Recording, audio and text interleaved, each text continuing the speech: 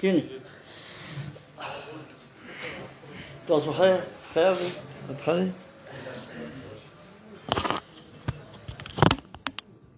جوړ یو څنګه سلام څنګه جوړ السلام دی خبره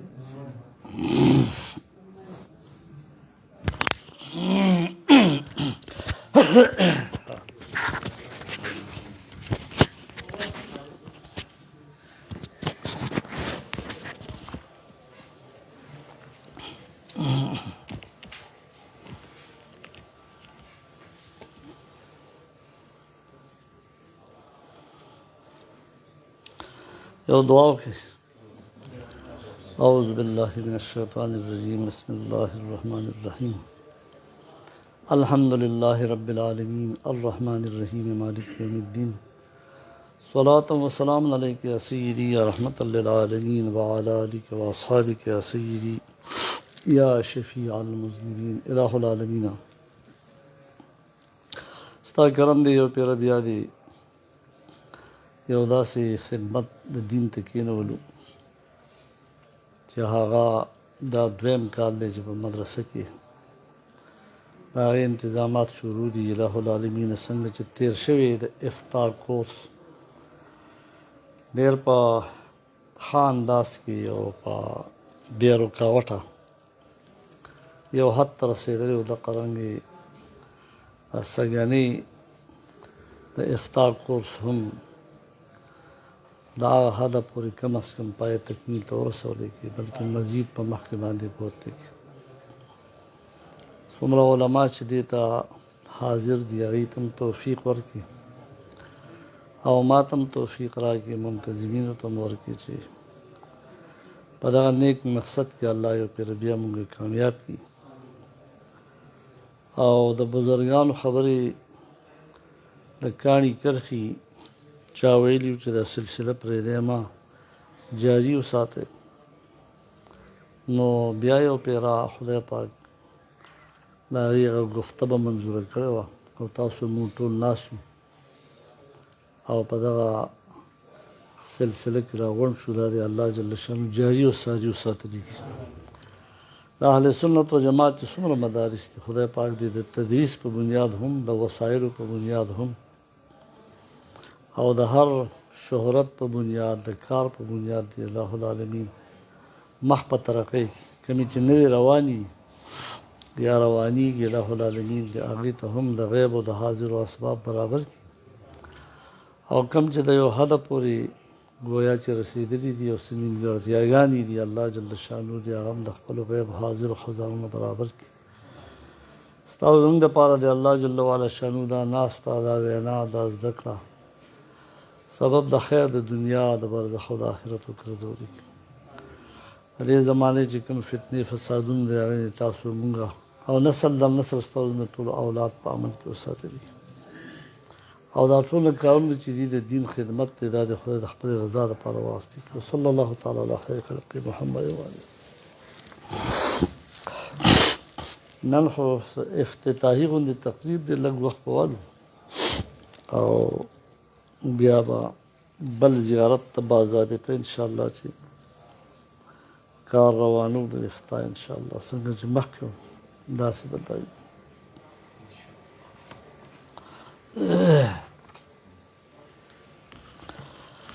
أعوذ بالله من الشيطان الرجيم بسم الله الرحمن الرحيم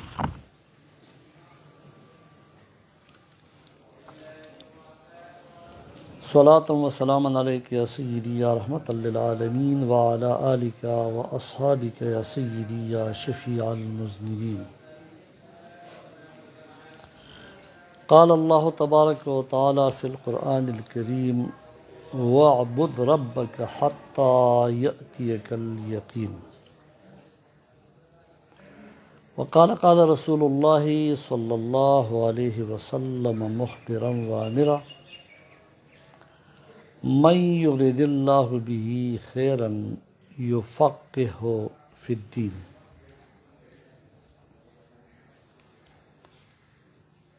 حضراتو نننے افتتاح تخصص فی القضاء والافتاء کی دا چې نصابی نوم د هغې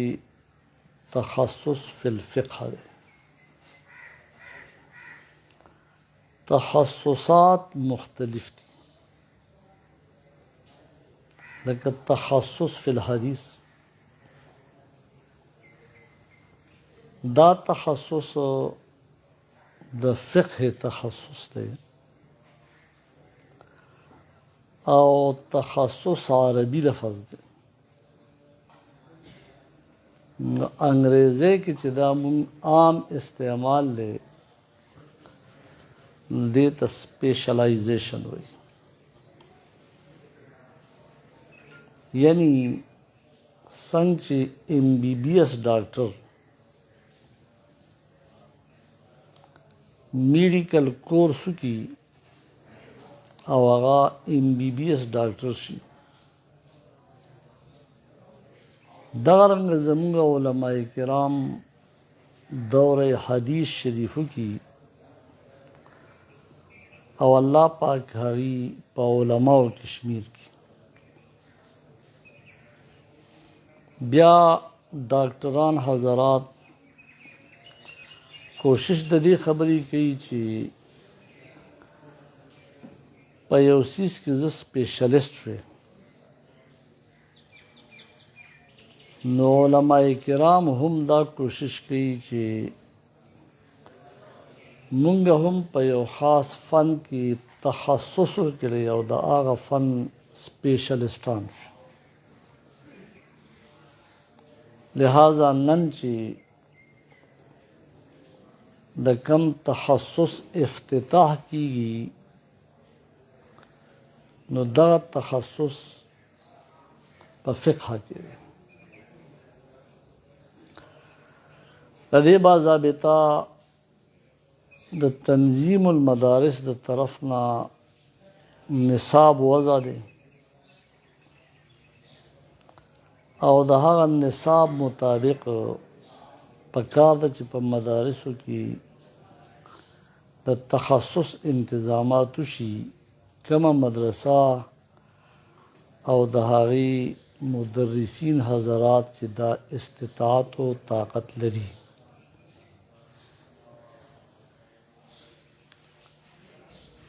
افتتاح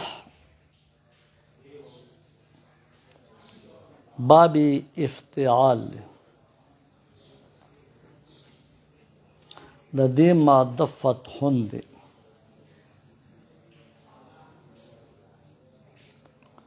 او فتحونو په مختلفو معانیو باندې د جهت د لغت راځي. لکه من حیث اللغت افتتاح د یو څیز کولاولو ته ویل شي، لکه تعالی کولاول. نو په دې معنا باندې هم من حیث اللغت فتح او د هغې نه مأخوذ و مشتق افتتاح دا استعمالي. قرآن مقدسه کی د اهل کتاب مبارک راځي اتحدثونهم بما فتح الله لكم.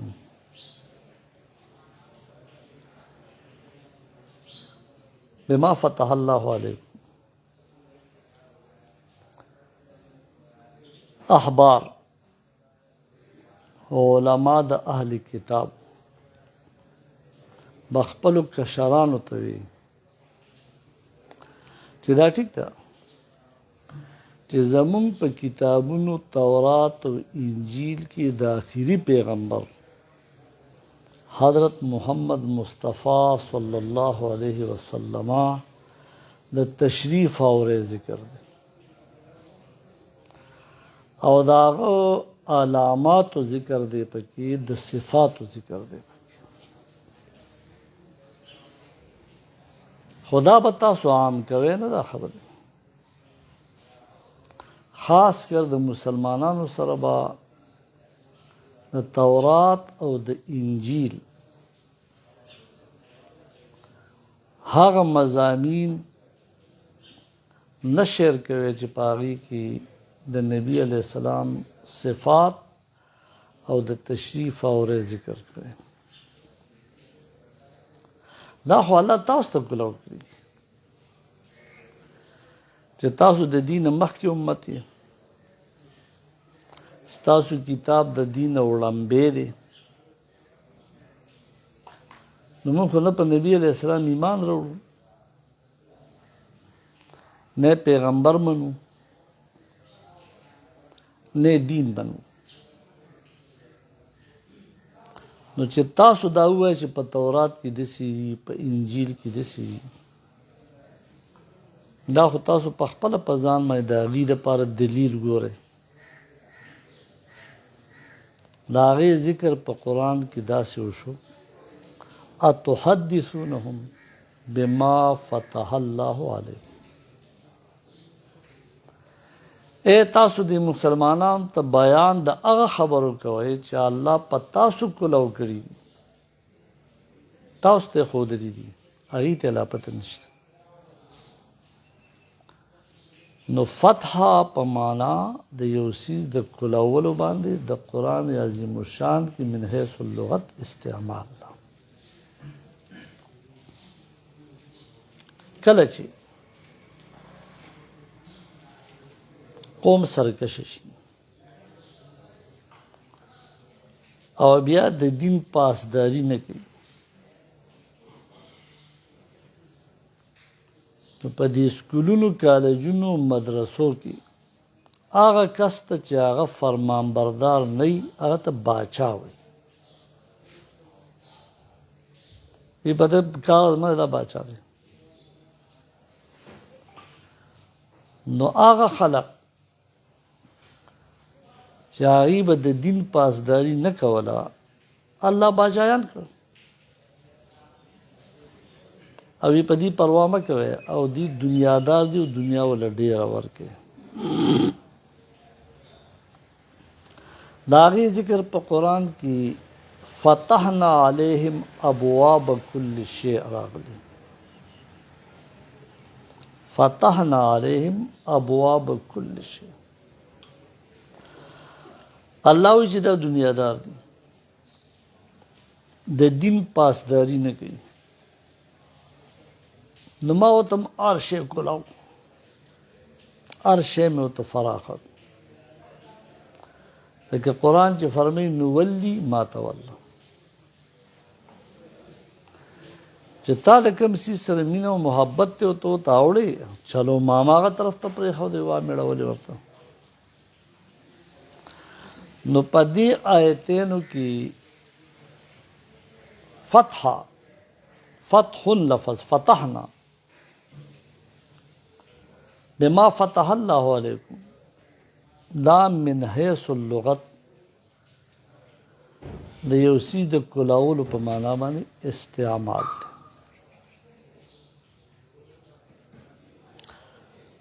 فتح چې افتتاح د هغې نه ماخوذ ده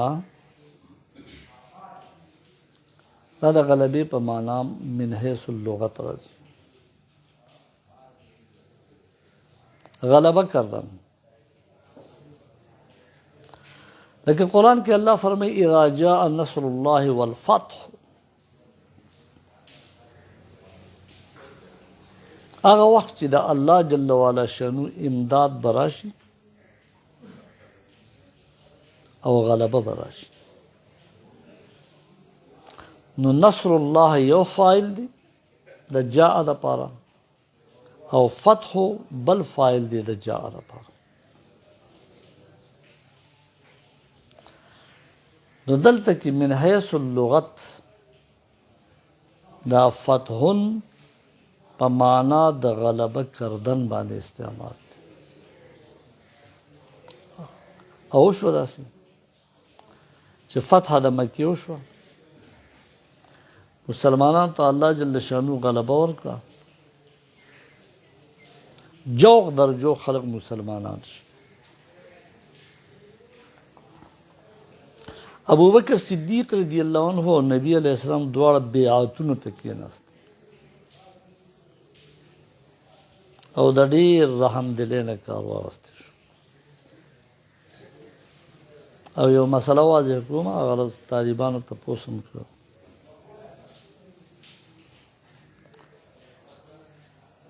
په دې زمانه کې به زنانه د نارینه بیعت څنګه کوي؟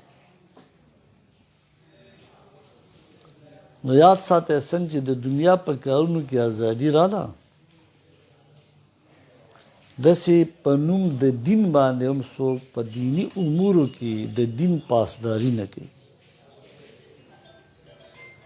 بې پروایي پکې ډېره شوه. نو او لامستم النساء کې امام شافعي رحمه الله لمس بالید یادوي. نو ډېر خلک ګوره اوس داسې شته چې خپل پردهدارې زنانه مشرانو علماو ته بوځي، اهل تصوف ته بوځي، ویجې دی په سر لاس کېږده چې دا برکتي شي، غیر شرعي کار دی، غیر شرعي. ځکه ما نبی علیہ السلام بیعت وکړو، خو څنګه یې وکړو چې فتح د مکې معظمې وشو. یو لوښی ورته پروت و، پای کې اوبه وې، لاس مبارک بیا پکې دننه کېښود او هغه زنانه به په پرده کې ناست و، حالانکې نبي علیه السلام روحاني پلار دی، نه کې پرده ونه شي زه پروا نشته. نو بیا به نبی علیه السلام لاس راوار کړو او زنانه به پکې لاس دننه کېښودو او ویې به چې وایه اشهد ان لا اله الا الله و اشهد ان محمدا عبده ورسوله. اکرمه ابن ابي جهل رضی الله تعالی عنہ چې لا مسلمان نه و، نو چې مونږ خو د مسلمان سره ډېر ظلمونه کوي، نو په تېښته باندې روان او بیا د وجوهاتو په وجه باندې راوګرځېد او د نبي علیه الصلاة والسلام نه هغه هم بیعت وکړو. نو چې د ابو جهل زوی مسلمان شو او د صنادید قریش او کفار مکه اولاد مسلمانان شو، نو ورأیت الناس يدخلون فی دین الله افواجا، جوق در جوق خلق مسلمانان شو. نو دلتا اذا جاء نصر الله والفتح کی فتح من حیث اللغت په معنا دا غلبه باندې استعمال. صلح د حدیبیه کې ده، لا فتح د مکې معظمې نه وشوي. 1400 مسلمانان راغلل د عمرې په نیت، د حدیبیې په مقام باندې محصور شو او بالاخر صلح د حدیبیې وشوه. مسلمانانو چې کوم شرایط ومنله ډېر کمزوري وو، تر دې چې عمر فاروق رضی الله عنه غوندې صحابي هغه په ډېر ناراضه و، خو قرآن راغی انا فتحنا لکم فتحا مبینا. ما تاسو ته ښکاره غلبه درکړه. څوک وي؟ الله. د نبی علیه السلام په زړه کې مې القا وکړه، نبی علیه السلام مبارک په زړه کې راغله چې حکمت په دې کې دی چې په دې وخت باندې مونږه په کمزوري شرایطو باندې ومي، خو چې دا روغه صلح وشي. چې کله مسلمانان تیاری وکړي، اعدوا لهم ما استطعتم، بیا خو نبی علیہ الصلوۃ والسلام باندې قرآن نازل شو چې براءۃ من الله ورسوله روغ صلح ختم شو الاسلام یعلو لا یعلی علیه اوس به اسلام همیشه غالب وي بل دین او دیندار به په دې باندې غلبه نه کوي نو انا فتحنا لکم فتحا مبینا کې هم لا فتحا دا په معنا دا غلبې باندې استعمال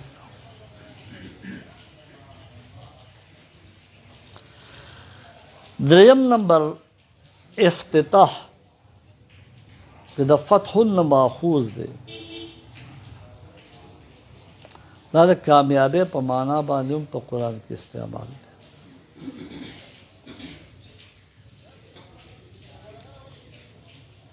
د منافقینو په باره کې راځي چې منافقینو با د جهاد د سرتابي وکړه لا به لرو لکه په احد کې داسې شو منافقینو ویلي چې زمونږ رای چا ونه منلو زمونږ مشورې ته چا پاس ورنه کړي لهذا موږ په دې جهاد کې شمولیت نه کوو نو داسې به ځان له انې بانې جوړې کړي خو چې کله به فتح راله غلبه به راله کامیابي به راله نو بیا به خواهش دا و چې د مال غنیمت کې زمونږ حصه مسلمانانو ځکه مال ته خو مال ځکه وي چې مال د میلان نه دی او دې ته د انسان ذهن اوړي او چا خبرې پیسې لیونی پیژني نو په دغه وخت کې به بیا دی چې اوس طریقه په کار ده چې مونږ هم په دې مال غنیمت کې حصه دار شو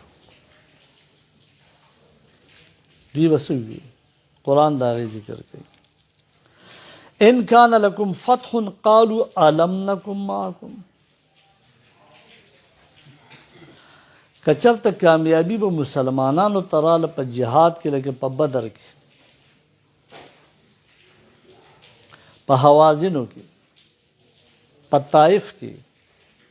په فتح د مکی معظمه کې کامیابی او غلبه به چا لرل مسلمان لو دی به کامیاب شو نو دی منافقینو به ورته وی چې ولې موږ تاسو سره ونسو او که چېرته دې جهاد ته سره موږ فلحال نه یو تللي دا زموږ حکمت و د حکمت په بنیاد نه یو تللي منافقین ته خو چې به دا م ویلی شو اذا قیل لهم لا تفسدوا فی الارض فساد مه کوئ نو هغوی به جواب څه وکړو انا مصلحون مونږ خو اصلاح کوو د یو حکمت په تحت کې مونږ د کافرانو سره هم ناسته پاسته کوو انما نحن مصلحون مونږ خو اصلاح کوونکي یو چې مسلمانانو د کافرانو په منځ کې یو ربط زمونږ په سبب باندې قایل بہرحال د منافقینو دی عمل ته قرآن عظیم الشان کې د فتح اللفظ استعمال شو د کامیابی او د فلاح په معنا باندې لہذا افتتاح د فتحنا په معنا د کولاولو د شی په معنا د غلبي په معنا د کامیابی په قرآن عظیم الشان کې هم په مختلفو ځایونو کې استعمال تا من حیث الاصطلاح افتتاح څه ته وایي آغاز کردن شروع کول پارسی کی چیز دکاندار دکان کھولاوی کارخانه دار کارخانه کھولاوی په جمعات کی منځونه شروع کی د مدرسې د اسباق افتتاح کی د یو کور د بلډینګ افتتاح کیږي د دغه وخت نه د دې څه وشي آغاز وشي شروع شي نو په عام استعمال او اصطلاح کې افتتاح دا د یو شی آغاز کولو ته وایي لہذا نن چې مونږ کوم افتتاح کوو دا په معنا د کلاولو نه دا په معنا د غلبې نه دا په معنا د کامیابۍ نه دا خو من حیث اللغت اصطلاحا مونږ هم نن افتتاح کوو الحمدلله او د څه کوو د تخصص فی القضاء والافتاء افتتاح کوو نو نننی افتتاح اصطلاحا آغاز کول دي دوباره په دویم کال کې د تخصص فی القضاء والافتاء د کورس او د کلاس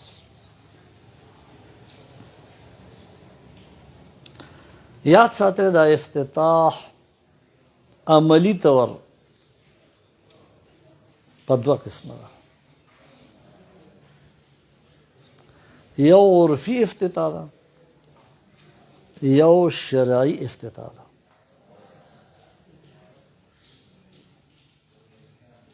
یو عام په معاشره کې کم خلق افتتاح کوي عملی طور او یو چې د مسلمانانو افتتاح شرعي دینی اسلامی مذهبي افتتاح نو په عرف کې عام خلق کله میگا مارټ افتتاح کوي کله فیکټری افتتاح کوي کله مارکیټ افتتاح کوي کله اوسنی وزیران امیران د یو ورک او د یو کار افتتاح کوي نو هغې عرفي افتتاح کوي او عرفي افتتاح پیته کټ کول دي فیتا کاټ نه نو یو سره پټی چې کوم دی نو داسې کېښودي په پلیټ کې کینچي کېښودي او هغه مشر افتتاح کوونکی راوغواړي په کینچې باندې هغه فیته کټ کړي او دا یو علامت د دې خبرې څنګه چې دا فیته مخکې کار ته مانع جوړه ده څوک دننه نشي تللی مارکیټ د میگا مارټ ته نو چې د کینچې باندې هغه فیته کټ کړه نو آغاز یې وکړو افتتاح یې وکړه میگا مارټ هغه کارخانه هغه فیکټري هغه مارکیټ کولاو شو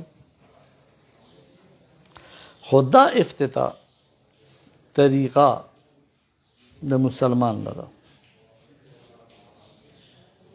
نه په قرآن کې شته نه په احادیثو مبارکو کې شته نه د بزرگان دینو نه ثابته ده نه د کتبو معتبره او مستنده او مشهوره نه ثابته ده دا عمل چا روان کړی اهل کتاب اهل یورپ چې موږ ته انګریزان وایو نو انګریزان ډېر کارونه کوي بیا زموږ مسلمانان په نقل کې تقریري دوی بیا غسې کوي لکه تاسو خیال کړي دا انګریزان دلته یو پټه تړي هغې ته دوی ټای وایي چې دا پاسه کې نیک ټای ده او نیک سټ ته وایي دوی د سټ نه یو پټه تاو کړي دلته ورته غوټه ورکړي اکثر مسلمانان به ته نه خبر چې دا ولې دا د عیسایانو عمل دی دا ایجاد دی او هغې دا یو علامت په خپله غاړه کې ګرځي چې موږ عیسی علیه السلام پانسي کړی دی اوس یې وزیران هم ټایي تړي امیران هم تړي، مالدار خلق هم تړي. که د دې مسلمان نه تپوس چې دا ټای ولې تړي، کیدای شي دی په فلسفه نه پوهه، خو دې نقل د چا کوي؟ د انګریز کوي. نو په نقل کې خو مسلمان تکړه دی چې په حق کار کې نقدي دا ښي لکه په دره کې چې اسلحه جوړېږي د دې حوصله افزایي حکومت ته پکار ده چې دونه ښه ماهرین زموږ سره شته، پکار ده چې حکومتي طور موږ د دې خلکو نه کار واخلو او د حکومت پاکستان دپاره دوی د عسکري قوت ذریعه جوړه شي. خو په بد کار کې خو نقل نه دی ښه. یو انګریز په پېښور کې پخوا چې رای لوټل نوم هغې ته راغلی، هغه هم د پاکستانیانو سره او پښتنو سره عادت شوی په چیو باندې، خو تلوار یې وه. نو هغه سروسمین ته وي لږ یو ګیټۍ واور راوړه، نو یې پکې واچول چې زر یخه شي. بیا به هر چا واوره غوښته. نو په رای لوټل کې بیا دا کار مشهور شو چې ګرمه چای به راله او په یو پلیټ کې به ورسره ګیټۍ ګیټۍ واوره او چمچ به پرته او خلکو پکې واوره تاوله. زمونږ مسلمانانو هم د اهل یورپ نه چل زده کړو، فیتې کټ کول بیا هم شروع. دا شرعي افتتاح نه ده، عرفي افتتاح ده. په دې زمانه کې دا عرف جوړ شوی. شرعي افتتاح به کوم وي؟ دا هر کار جایز د مناسب کار نه شروع کول چې د شریعت مطابق. لکه مثال په طور باندې ایټمي دماکي شوي که نه، په 28 مئی باندې د هغې ورځ مناو شو. نو اعدوا لهم ما استطعتم دی، کافرانو ته به څونه طاقت دي دونه به ورته ځان برابرې. نو په هغه ورځ باندې پیته نه ده کړ شوې، پیته کټ کول نه په کار. د ایټم بم افتتاح د ایټمي دماکه په کار ده او ایټمي دماکې وشوې. که څوک د تیراندازۍ افتتاح کوي نو په کار ده چې یو غشی وولي، د هغې نه افتتاح وشوه او تیر اندازي په نیک نیت باندې ښه عمل دی. د نبي علیه الصلاة والسلام په بیبیانو کې یو بیبي کم عمره حضرت عایشه رضی الله عنها وه.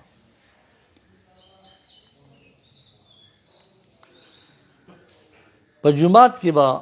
شمشیر زنی کېده، صحابه کرام رضی الله عنهم به ټریننګ کوو، توره به څنګه چلې. نبی علیہ السلام به تماشه کوله. بی بی مبارکه ورته عرض کوي وي چې دا تماشه ما موږ نه خبرې. نو نبی علیہ السلام راوغوښته چې اوس هلته پرده به هم کوي. دروازې کولاو کړه، د عایشه رضي الله عنها د حجرې مبارکې نه چې کومه دروازه جومات ته وي، زما په دې اوږه باندې زنه کېده او لاس یې ورته داسې نو زیاته پناهي د هغې راغله او باقي هغې هغه شمشیر زني وکته. نو که څوک د اسلحې استعمال کوي، تیراندازي کوي، شمشیر زني کوي، د هغې یو پریکټس کوي، د هغې مقابله کوي، نو دوی پیته نه کټ کوي. په شریعت کې به دې یو تیر وچلوي، دوه کسه به په افتتاح کې ابتدا کې وروباسي، هغه به شمشیر زني وکړي، د هغې نه به آغاز وشي. د حضرت سلیمان علیه السلام په زمانه کې هغه ته د جهادي اسونه پیش شو او ګوړ دوړ یې پرې باندې کوو. نو ګوړ دوړ دا اسونه د جهاد دپاره ساتل دا یو نیک عمل دی. حدیث مبارک کې راځي مضمون یې دا دی چې 3 شیونه سپېره کیدی شي. منحوس ښځه سپېره کیدی شي، منحوسه ښځه. کور سپېره کور، سواری سپېره سواری، منحوسه. که اس دی که ګاډی دی منحوس کیدی شي.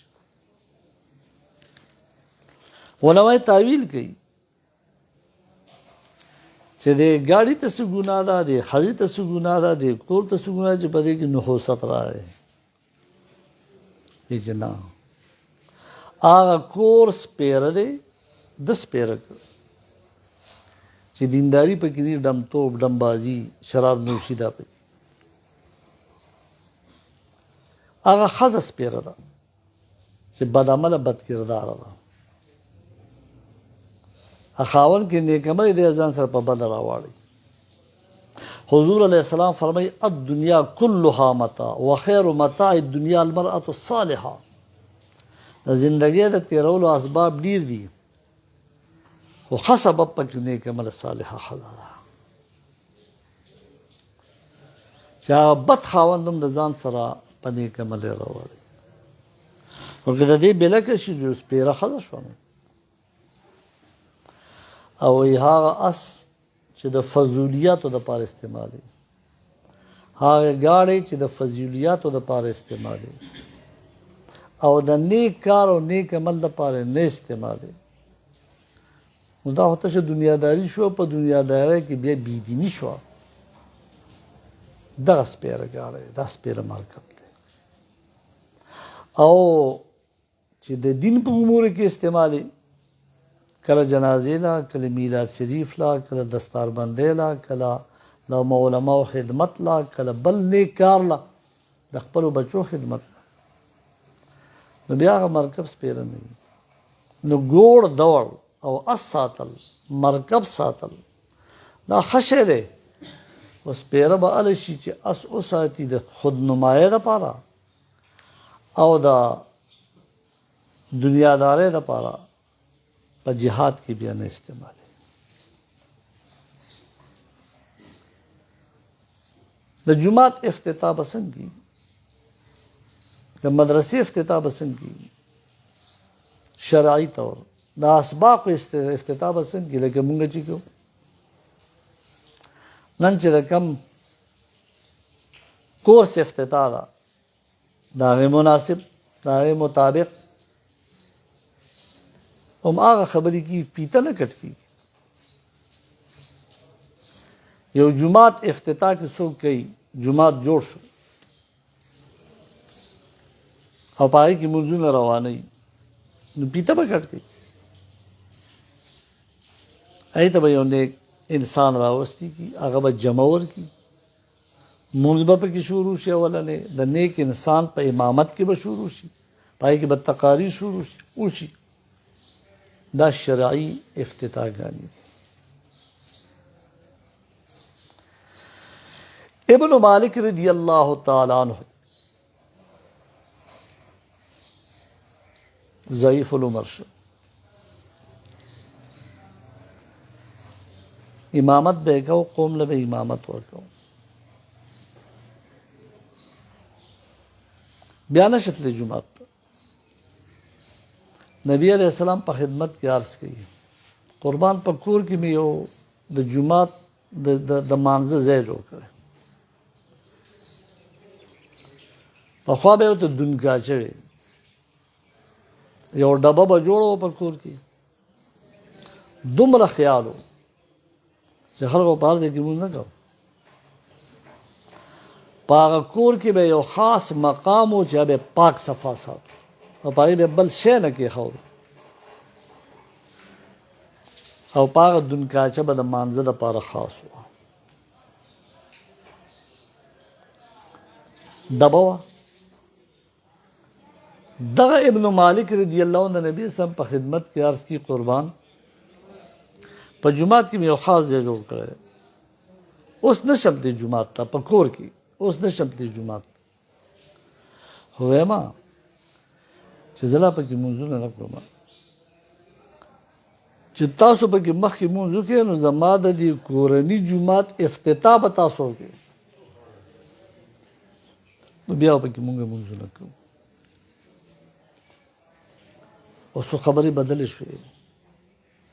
پخوا خو چې بچه کویم کنهسته نو د جومات امام به راوستو اولنی کور د علی ته ووهه که چا به کورکې جوړو نو هم به راوستو یاره دلته کې تا اولنی تیږه کېده نو پای کې برکت هم پای کې بیا سکون هم پای کې به زندګي هم ښایسته تېرېده د هغې آغاز دا به د شریعت مطابق یو نیک عمله انسان د هغې به زه تاسو ته حواله وښیم چې ابن مالک رضی الله عنه نبي علیه الصلاة والسلام کور ته راوستو د ساخت وخت او حضور علیه الصلاة والسلام کېناسته نه چې څنګه راغلو وی کېنې وی نه ځای راته وښیه کوم ځای مونځ کوو افتتاح به کوم ځای او حضور علیه الصلاة والسلام په جمع باندې ساختي نفل دا په هغه مقام کې وکړو او افتتاح د ابن مالک رضی الله تعالی عنہ په کور کې دا هغه خصوصي ګھریلو جومات شو د داسې جومات حکم د عام مسجد نه لکه اعتکاف پکې نه کېږي د جمعې مونځ پکې نه کېږي خو د عذر په بنیاد باندې هغه یو داسې ځای ځان له خاص کړي چې هغه بیا پاک صفا پروت وي هلته مونځ کېږي د دې نه دا معلومه شوه چې افتتاح له بزرګ هستي راوسته غواړي مشر کس راوسته غواړي تقوادار پرهیزګار ابن مالک رضی الله عنه چې راوست نو څوک راوست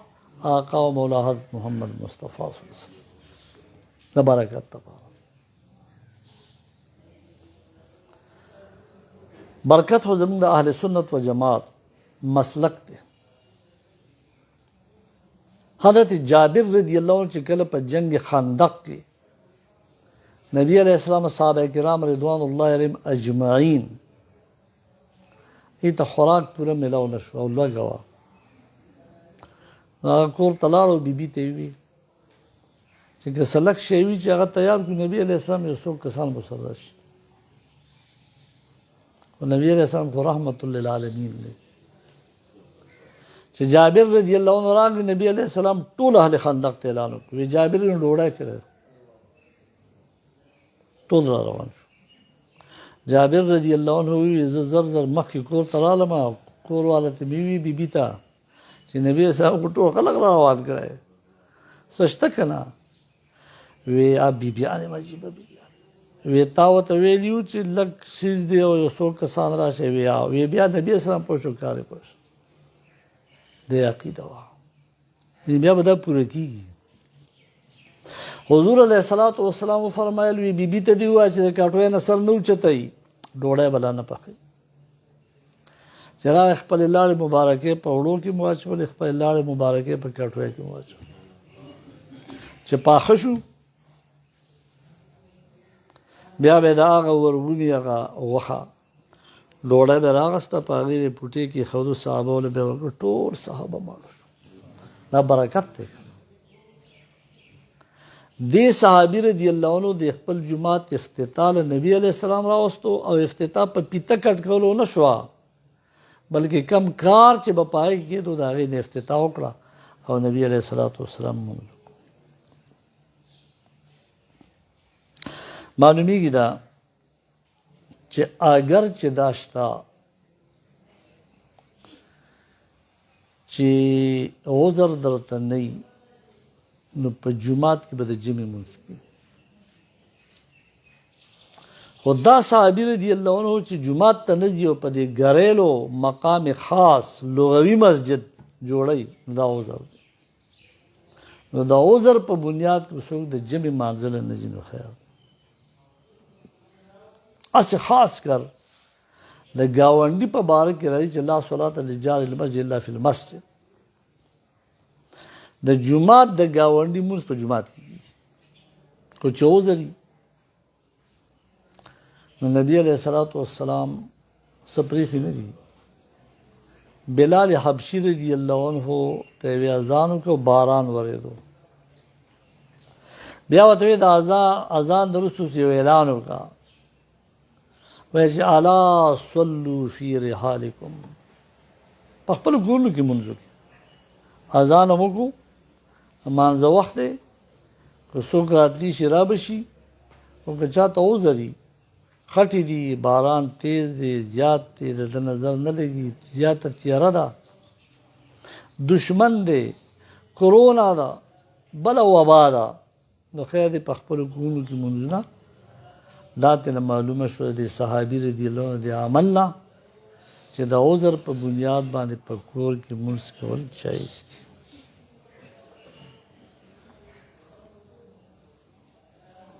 په کور کې چې مونځ کوي نو کله کله مخلوطه جمع راشي، زنانه او نارینه.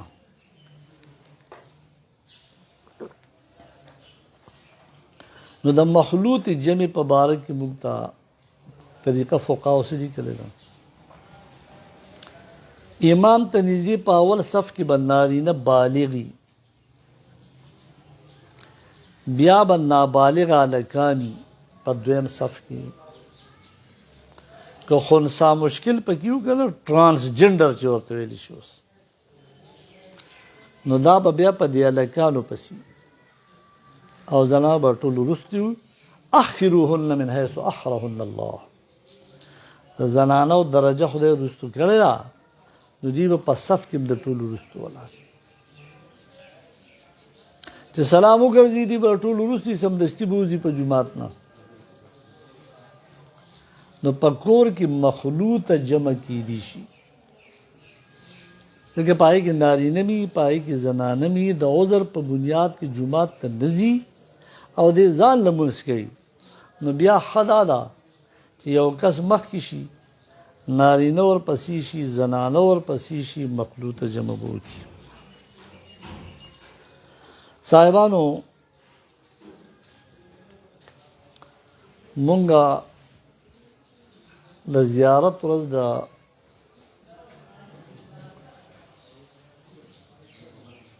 مفتی کورس لپاره پروسه کالم خوښه کړی او سخت کالم، نو د هر زیارت په ورځ نو په دې کې مونږ د شریعت خیال ساتلی دی، د سنتو خیال هم ساتلی دی،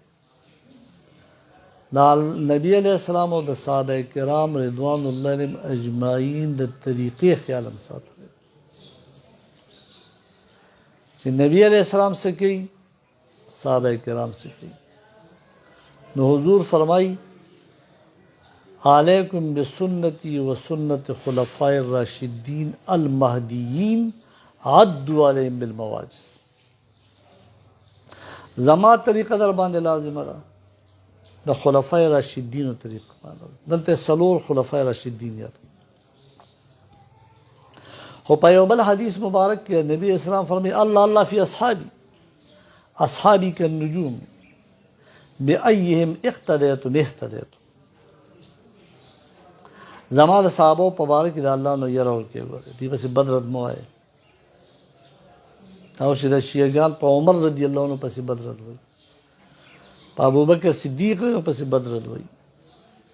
په عثمان غني رضی الله عنه پسې بد رد وایي. دا خلاف شریعت امور دي. عمر رضی الله عنه ډېره لویه هستي وه، صدیق اکبر رضی الله عنه په یو طریقه ذکر په قرآن کې راغلی، عثمان رضی الله عنه د عمر رضی الله عنه په باره کې په نبي علیه السلام فرمایي چې دا شهیدان دي.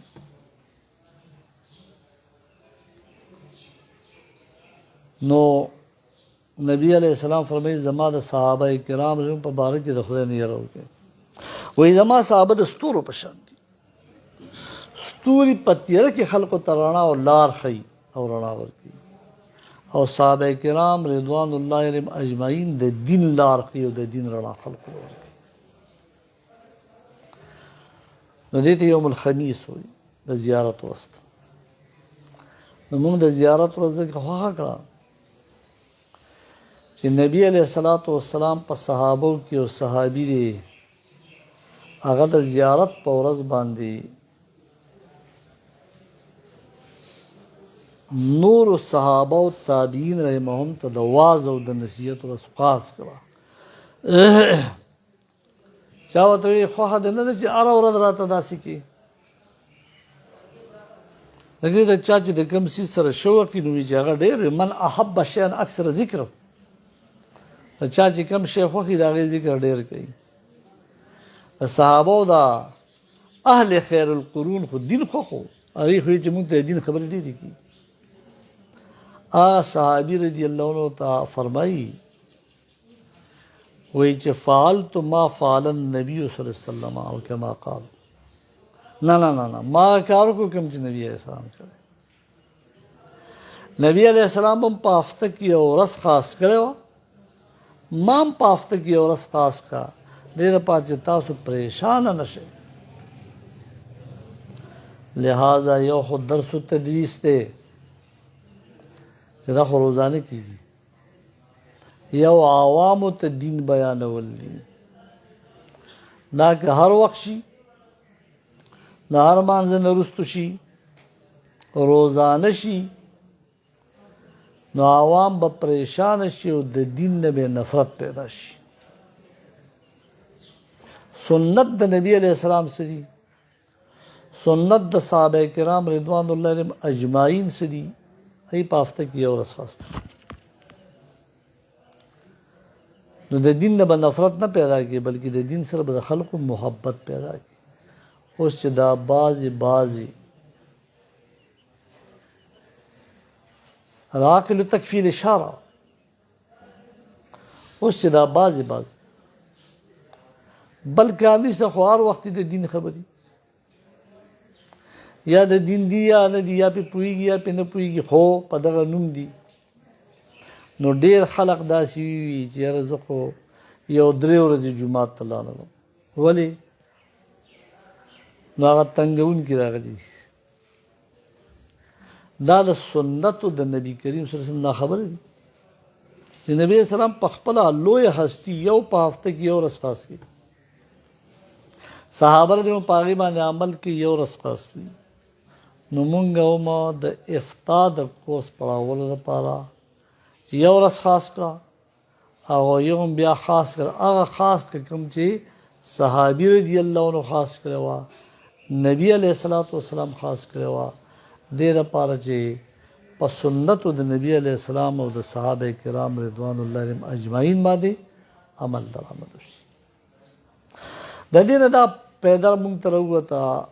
چې د نیک عمل دپاره یو ورځ خاص کولی شي. لکه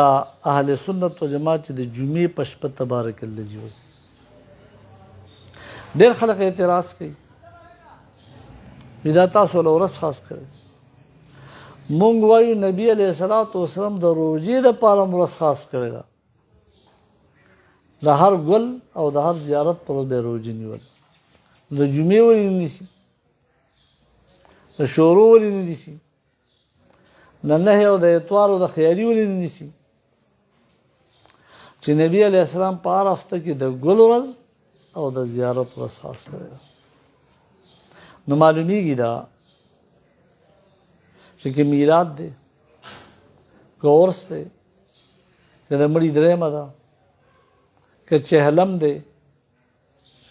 او که د دې نه علاوه نور داسې کارونه دي، دستاربندۍ دي، ترجمې دي، چې د هغې دپاره څوک ورځ خاص کوي، نو دا خاص کول د ورځې سنت د نبی کریم صلی الله علیه وسلم دي، او په دې کې قوم د پریشانۍ نه بچ کول دي. د افتتاحي تقریب په بنیاد چې څو سره عذر هم راغی د جنازې، په دې باندې اکتفا کوو، او دا 2 حوالې د کتابونو تاسو ته وړاندې کومه چې ستاسو په ذهن کې هم راشي چې دا خبرې چې مونږ ته کېږي نو دا د ځان نه دي بلکې با حواله دي. د زیارت د ورځې په باره کې چې کوم ما د صحابي رضی الله عنه د حدیث ذکر وکړو نو زما په لاس کې مرقات دی چې دا د مشکات شریف شرح ده. مولا علی قاری رحمه الله الباری دا د مشکات شرح کړی ده په عربي ژبه کې. اسی حدیث چې ته بیانوم نو دا د مشکات شریف دی. او مشکات شریف یو دسی کتاب دی چې ماخوذ دی د احادیثو د اصل کتبونه چې صحاح سته دي، دارمی دا، رزین دی، بیهقی دا وغیرہ وغیرہ دا غیر ماخوذ کتاب دی. نو هغه چې کوم حدیث ته متفقن علیه وي نو هغه حدیث امام بخاری او امام مسلم دواړو راوستي. لہذا دا حدیث د زیارت د ورځې خاص کول د صحابي رضی الله عنه د واعظ و نصیحت دپاره مشکات شریف حواله په بخاري ورکړې ده او په مسلم شریف باندې هم ورکړې. کتاب العلم کی حدیث نمبر 207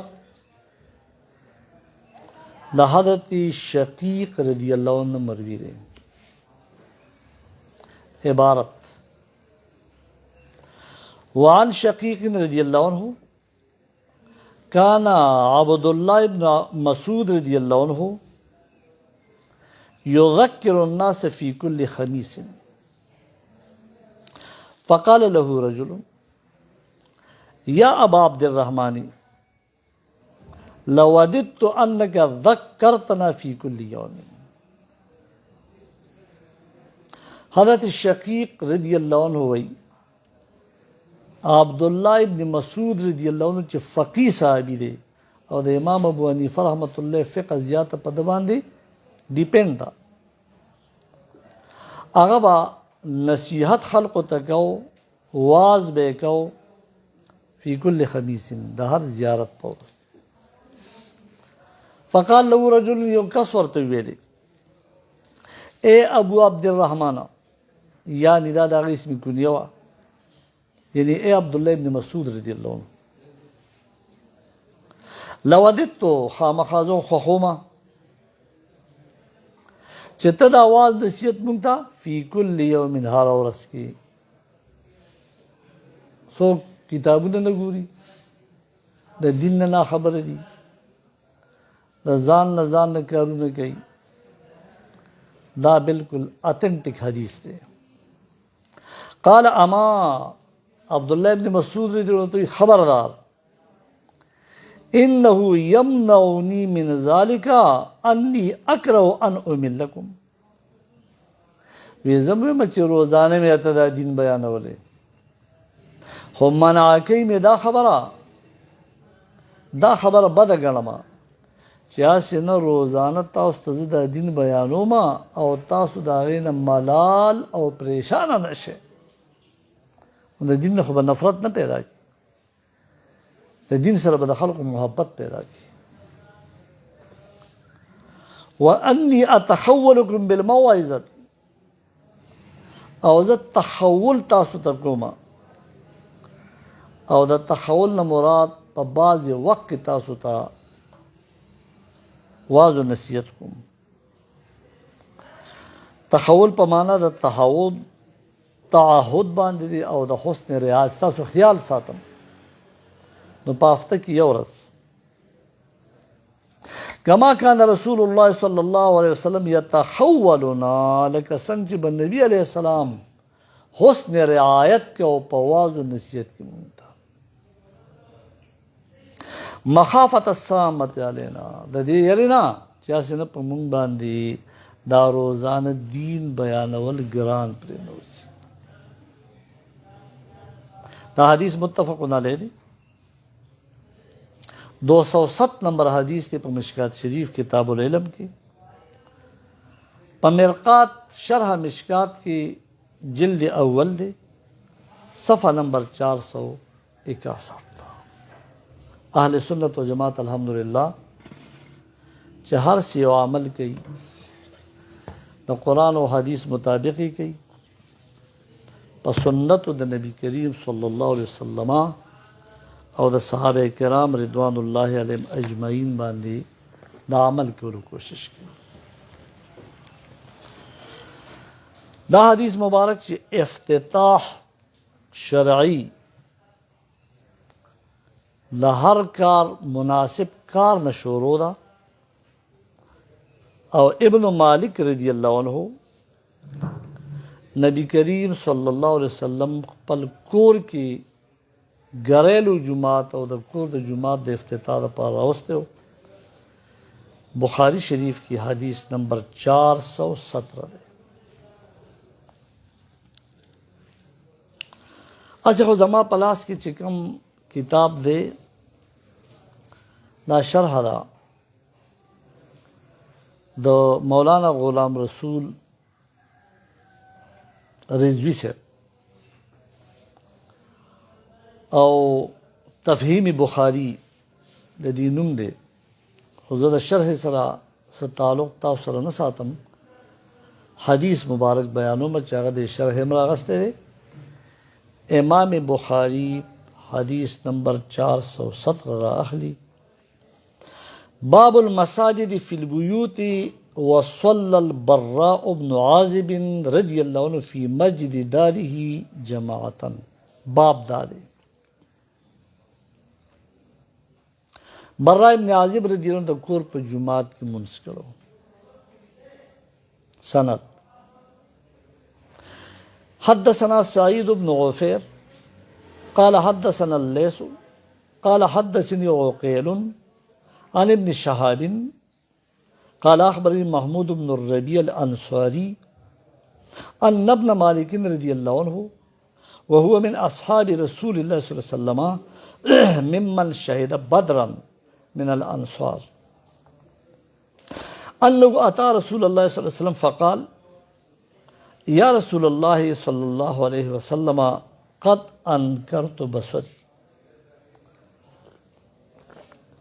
وأنا أصلي لقومي فإذا كانت الأمطار صال الوادي الذي بيني وبينهم لم أستطع أن آتي مسجدهم فأصلي به ووددت يا رسول الله صلى الله عليه وسلم أنك تأتيني فتصلي في بيتي فأتخذه مصلى. قال فقال له رسول الله صلى الله عليه وسلم سأفعل إن شاء الله تعالى. قال ابن مالك رضي الله عنه فغدا علي رسول الله صلى الله عليه وسلم وأبو بكر رضي الله عنه حين ارتفع النهار جنور پورته شوی دی ورځ روښانه شوې ده خو د ساح وخت دی که نه. فاستأذن رسول الله صلى الله عليه وسلم فأذنت له فلم يجلس حين دخل البيت ثم قال أين تحب أن أصلي في بيتك؟ قال فأشرت له إلى ناحية من البيت فقام رسول الله صلى الله عليه وسلم فكبر فقمنا وصففنا د ساح په منځ فصلى ركعتين ثم سلم. حدیث باقی بیا وګت دی مختصر پسند باندې حدیث را رسیدلې دی ابن مالک رضی الله عنه ته او دا بدری صحابي دی او دی چا چې بخاری لوسته دا هغه ته پته لګي چې د بدری صحابي کومه درجه ده. وی دی نبی علیہ الصلوۃ والسلام ته راغی او ورته عرض وکړو چې نظر مې کم شو او ما به قوم ته جمع ورکوله. نو کله چې باران شي او دا خوړګی راوځي نو زما او د دې په منځ کې بیا دغه خوړ بهیږي زه نشم تللی طاقت مې د جماعت نه وي. خواهش مې دا دی یا رسول الله صلی الله علیه وسلم چې تاسو تشریف راوړئ زما کور ته او منځو کې په کور زما کې نو هغه خاص مقام به زه بیا مصلا زه د مانځه کما. نبی علیہ السلام تو فرمایل انشاءالله زه به دا کار زر دی چوکم. ابن مالک رضی الله عنه فرمای د سهار ما ته نبی علیہ السلام راغی، ابو بکر صدیق رضی الله عنه ورسره وقت څنګه چې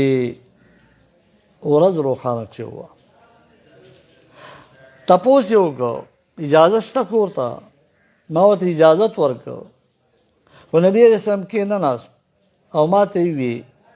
ته کوم ځای خوښې چې په هغه ځای کې زه لمونځ وکړم افتتاح وکړم. ما ورته یو ځای ته اشاره وکړه ګوټ ته کور ته. نبی علیه الصلاة والسلام هغلته تشریف فرما شو، تکبیر تحریمه وکړه، مونږ ورسره ودرېدو، صفونه مو جوړ کړه او 2 رکعاته نفل نبی علیه السلام وکړو او بیا سلام وکړو. دا افتتاح ده، پیته کټ کول نه دي. خو د اهل یورپ کار دی. مونږ خو به افتتاح کوو چې کوم نبی علیه السلام کړي، کوم صحابه کرام رضوان الله علیهم اجمعین کړي. نو هغې د کار سره مناسب افتتاح کړی. نو هغه صحابي رضی الله عنه په کور کې ځان له جای نماز کتو، لغوي مسجد یې کتو او د هغې افتتاح کوله. نو فیته یې کټ نه کړو، نبي علیه السلام کټ کړه. خو د مانځه کار و، نبي علیه الصلاة والسلام تشریف راوړو، هغلته یې د مانځه افتتاح هغه ته وکړه او د هغې نه بعد به بیا هغه په دې کې منځونه روان کړي. لہذا مونږ ټول له پکار ده چې مونږه په هر کار کې د شرعي امورو خیال وساتو. ایون تر دې که هغه افتتاحګانې زمونږه هم دي نو چې دا زمونږه د شریعت مطابق شي. نن د رسمي افتتاح سره سره څه حقیقي افتتاح هم وشوه چې د هغې سره متعلقه چندې ابحاث چې شرعي افتتاح به څنګه کېږي او دا د ورځې خاص کېدل د هغې دپاره د شریعت مطابق څنګه دي او د دې نه کوم فواید مونږ ته میلاو شو. انشاءالله د هر زیارت په ورځ باندې به سهار د 8:30 بجو نه تر 11 بجو پورې د تخصص فی القضاء والافتاء د هغې کلاس به چالو وي. راتلونکي زیارت باندې به نوع اول راتلونکي زیارت باندې به انواع چې څومره ما تقسیم کړي په دې کورس کې په هغې کې بحث الاول د هغې نه به انشاءالله شروع کوو او بحث اول به په وجه د تسمیه د تخصص فی الفقه والافتاء یا فی القضاء والافتاء کی.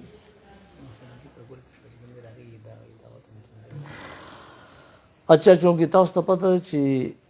په مدرسه کې د هر انګریزي میاشتې